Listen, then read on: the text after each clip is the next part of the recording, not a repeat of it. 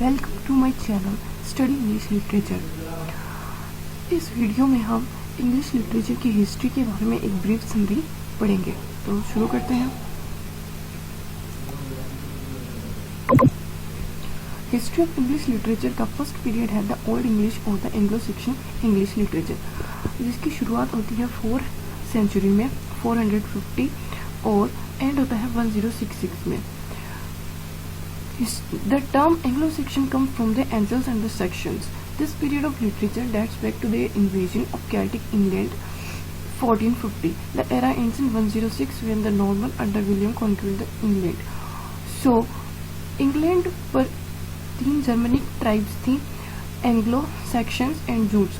उनके द्वारा इन्वेजन किया जाता है और इंग्लैंड पर अपना अधिकार स्थापित कर लिया जाता है और वो वहाँ पे सेटल हो जाती हैं। तो वहाँ से इंग्लिश लैंग्वेज की स्टार्ट होती है, इंग्लिश लैंग्वेज स्टार्ट होती है। इस पीरियड में को हम ओल्ड इंग्लिश और एंग्लो सेक्शन इंग्लिश लिटरेचर कहेंगे। इस पीरियड की जितनी भी लिटरेचर थी वो ओरल ज़्यादा थी, रिटन वर्क्स बहुत कम मिले हैं। इस पीरियड की जो लिटरेचर थी वो ज़्यादातर रिलीजियस और लीगल और मेडिकल होती थी। कुछ इम्पोर्टेंट वर्क्स हैं जैसे बेओवुल्फ, जिसे इंग्लैंड में एक नेशनल एपिक का दर्जा मिला हुआ है, और 2 इम्पोर्टेंट राइटर्स थे कैडमियन एंड सिनेवुल्फ, जिनकी राइटिंग्स, जिनके कुछ जो वर्क्स हैं वो आज भी सरवाइव किए हुए हैं। ये पीरियड जो है वो एंड होता है 1066 में, जब Norman William first French ruler है जो इंग्लैंड के किंग को हरा देता है और अपना अधिकार इंग्लैंड पर स्थापित कर लेता है। इसके बाद नेक्स्ट पीरियड है द मिडिल इंग्लिश और द एज ऑफ चौसर, जो 1006 में स्टार्ट होती है और एंड होती है 15th सेंचुरी में। मिडिल इंग्लिश पीरियड में जो लैंग्वेज है, कल्चर है, लाइफस्टाइल है इंग्लैंड का, वो पूरी तरह से फ्रेंच कल्चर रिलीजन से इन्फ्लुएंस होता है, क्योंकि जो किंग और क्वींस थे और जो भी रॉयल कोर्ट था उसमें फ्रेंच रूलर्स थे, इसलिए उसके कल्चर का इन्फ्लुएंस देखा जाता है। लेकिन धीरे धीरे उनका इन्फ्लुएंस कम हो गया था और जो वर्नाकुलर लैंग्वेज थी, जो एंगल्स और सेक्शंस के एंगल्स जो लोग थे, उनकी जो लैंग्वेज थी वो फिर से एक उसको जो राइटर्स थे उसने उसका यूज किया। मिडिल इंग्लिश लिटरेचर के जो इम्पोर्टेंट राइटर्स थे वो चौसर थे, जिन्हें फादर ऑफ इंग्लिश पोइट्री भी कहा जाता है, फादर ऑफ इंग्लिश लिटरेचर भी कहा जाता है। इनके साथ साथ थॉमस मेलोरी थे, विलियम लैंगलैंड थे। इम्पोर्टेंट वर्क्स, जॉफ्री चौसर का इम्पोर्टेंट वर्क था कैंटरबरी टेल्स, और विलियम लैंगलैंड का पियर्स प्लाउमैन काफी फेमस है, जो कि एक एलिग्री है, और sir Gavin and the green night, ये भी एक इम्पोर्टेंट वर्क था। सो जो मिडिल इंग्लिश का जो भी लिटरेचर थी वो स्टार्टिंग में तो रिलीजियस थी, लेकिन धीरे धीरे वो सेकुलर होती गई थी। उसके बाद नेक्स्ट पीरियड आता है रेनेसा। रेनेसा जो वर्ड है वो एक फ्रेंच वर्ड है जिसका मीनिंग होता है रिफॉर्म या रीबर्थ, रिवाइवल। इस पीरियड में इंग्लैंड, ये जो पीरियड था वो इटली से शुरू हुआ था। इटली में 14th सेंचुरी में रिवाइवल और रेनेसा जो एक मूवमेंट था वो स्टार्ट हो चुका था, जिसमें जो भी वर्क, जो भी आर्ट था, उसके लिए जो भी आर्टिस्ट थे उन्होंने क्लासिक जो था उसको फॉलो करना शुरू किया था, क्लासिक एंटिक्विटीज को फॉलो करना शुरू किया था, और धीरे धीरे इंग्लैंड जो था वो पूरे यूरोप में एक स्ट्रॉन्ग पावरफुल कंट्री बन चुका था। तो इंग्लैंड में भी उसका इन्फ्लुएंस शुरू हुआ और ये 15th सेंचुरी में इंग्लैंड में स्टार्ट हुआ। सो इस पीरियड में सबसे इम्पोर्टेंट चीज थी कि जो प्रिंटिंग प्रेस थी उसका इनोवेशन हो चुका था, जिससे लोगों के पास अब पढ़ने के लिए बहुत सारी बुक्स थी। इसके साथ साथ जो ह्यूमन आइडियोलॉजी थी उसमें भी चेंज हुआ। ह्यूमनिज्म, पहले जो जहाँ रिलीजन को इम्पोर्टेंस दी जा रही थी वहाँ अब ह्यूमन जो था वो सेंटर हो चुका था। आर्ट और लिटरेचर का ह्यूमंस की वैल्यू, ह्यूमन को वर्थ थी कि और इसके साथ साथ जो डिवाइन रूल ऑफ किंग था वो थ्योरी भी सामने आई। अब इंग्लैंड के जो इस टाइम पे रूलर थे वो हेनरी VIII थे। उन्होंने कैथोलिक चर्च जो थी उसके साथ अपने पूरे जो भी रिलेशन थे, कॉन्टेक्ट थे, उनको समाप्त कर दिया था और चर्च और जो स्टेट था उनको एक साथ लेकर के आए थे, अंडर लेके आए। उन्होंने अपने अंडर अधीन कर लिया था चर्च को। और जो प्रोटेस्टेंट थे वो इस टाइम पे बहुत ज्यादा ही उनका ही ज्यादा प्रभाव देखा गया था। सो जो रेनेसां पीरियड है उसका हम 4 डिफरेंट पार्ट्स में डिवाइड कर सकते हैं। फर्स्ट है the Elizabethan age.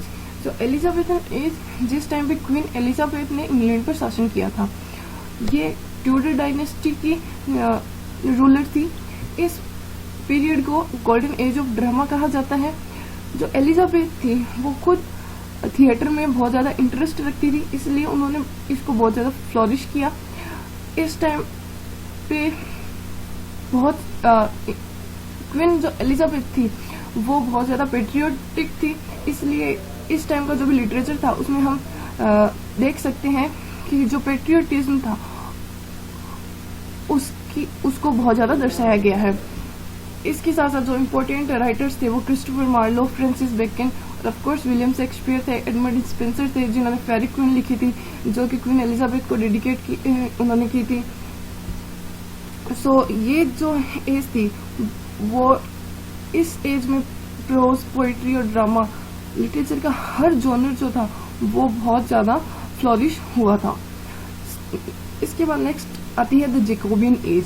Jacobian age जो थी वो 1603 से 1625 है, जिस टाइम पे जेम्स फर्स्ट जो था उन्होंने रूल किया था इंग्लैंड पे, जो स्कॉटलैंड और इंग्लैंड दोनों के किंग थे।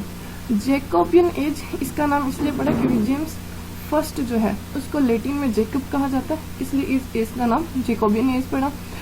इस एज में इम्पोर्टेंट जो राइटर्स थे वो John Donne, Michael Drayton, John Webster, Elizabeth Cary और बेन जॉनसन थे। जैकोबियन एज जो थी उसमें जो एक डार्क फेज जो था उसको शो किया गया था। फिर नेक्स्ट है the Caroline age. Caroline age है 1625 से 1649।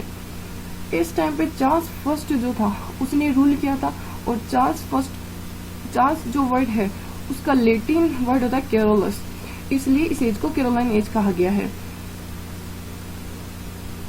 इस एज के इम्पोर्टेंट राइटर थे John Milton, Robert Burton, George Herbert वगैरह। जॉन मिल्टन ने पैराडाइज लॉस्ट जो है वो इस टाइम पे ही लिखा था, जो इनकी बहुत फेमस वर्क है। नेक्स्ट है the Commonwealth age. Commonwealth age 1649 से 1660। ये जो पीरियड है इस टाइम पे क्या होता था कि जो क्रिश्चियन रिलीजन है उसके 2 पार्ट होते हैं, कैथलिक और प्रोटेस्टेंट। कैथलिक जो पोप रोमन चर्च को ज्यादा इंपॉर्टेंस देते हैं और जो प्रोटेस्टेंट है वो पोप को बिल्कुल भी इंपॉर्टेंस नहीं देते, वो जीसस क्राइस्ट और जो बाइबल है उसको इंपॉर्टेंस देते हैं। सो इस टाइम पे जो किंग था और जो कैथलिक थे वो एक साथ आ गए थे और दूसरा ग्रुप था पार्लियामेंटेरियंस का, जो प्रोटेस्टेंट थे, जो चर्च का रिफॉर्मेशन चाहते थे। तो इस टाइम पे उनके बीच में बहुत ज्यादा डिफरेंसेस हो गए थे और एक टाइम आया जब प्यूरिटन्स जो थे, जो प्रोटेस्टेंट्स का एक ग्रुप था जो कि चर्च का रिफॉर्मेशन चाहता था, उन्होंने चार्ल्स फर्स्ट जो था उसको एग्जीक्यूट कर दिया और जो ओलिवर क्रोमवेल जो प्यूरिटन्स का लीडर था उसने पार्लियामेंट पे अपना अधिकार कर लिया था और उसके द्वारा इस टाइम पे शासन किया गया था। इस टाइम पे जो लिटरेचर थी वो बहुत कम थी क्योंकि जो प्यूरिटन्स थे उन्होंने थिएटर को क्लोज कर दिया था मॉरल और रिलीजियस ग्राउंड पे। तो इस टाइम पे जो नेक्स्ट 18 इयर्स के लिए थिएटर जो था वो बिल्कुल बंद रहा। लिटरेचर इस टाइम पे थॉमस हॉब्स ने पॉलिटिकल बुक लिखी थी लेवियाथन और इस टाइप के वर्क्स इस टाइम लिखे गए थे। नेक्स्ट है new classical as. New classical as जो है, न्यू मीन्स न्यू होता है, और क्लासिकल में जो रोमन और ग्रीक क्लासिक वर्क्स थे उनको वापस से रिवाइव किया गया था। न्यू क्लासिकल एज का मीन्स हुआ कि जो क्लासिक वर्क्स थे उनको फॉलो करके दोबारा से उसी तरह के क्लासिक वर्क्स को प्रोड्यूस किया जाए। तो इस पीरियड को भी हम 3 पीरियड्स में डिवाइड कर सकते हैं। फर्स्ट है रेस्टोरेशन एज। रेस्टोरेशन एज 1660 से 1700। इस टाइम पे जो रिपब्लिकन शासन इंग्लैंड में आया था ओलिवर क्रोमवेल के टाइम पे, ओलिवर क्रोमवेल और उसका जो सन था रिचर्ड क्रोमवेल, उसके बाद में उनको वापस हटा दिया गया था, और जो चार्ल्स सेकंड था वो वापस से इंग्लैंड में उसने अपना अधिकार स्थापित कर लिया था। चार्ल्स इस तरह से जो मोनार्की थी वो वापस से इंग्लैंड में रिस्टोर हो गई थी।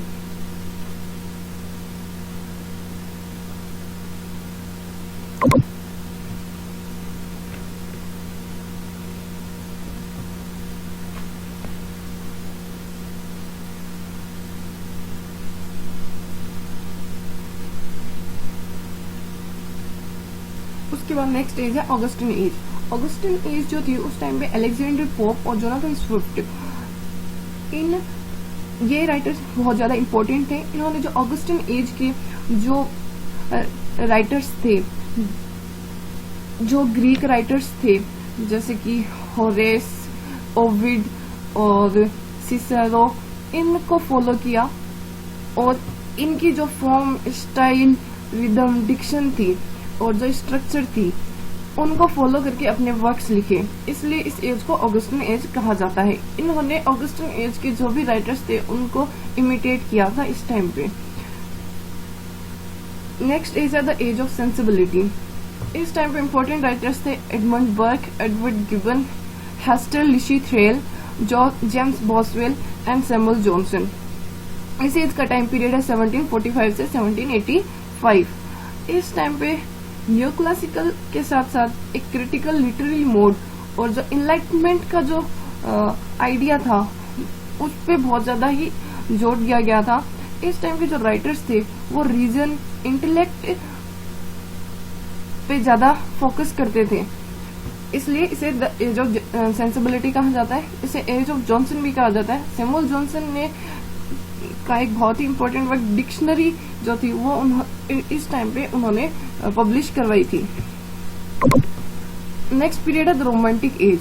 रोमांटिक एज जो है वो 1785 से 1832 तक रही थी। इसकी बिगिनिंग डेट को लेके क्रिटिक्स में काफी कंफ्यूजन है।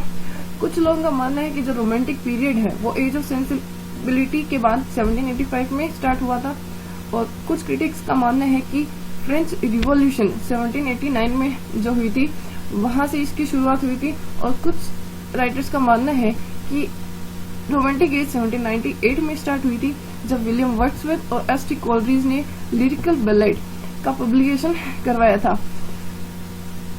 ये जो पीरियड है, इस पीरियड में ह्यूमन पैशन जो है उसको ज्यादा इम्पोर्टेंस दी गई थी।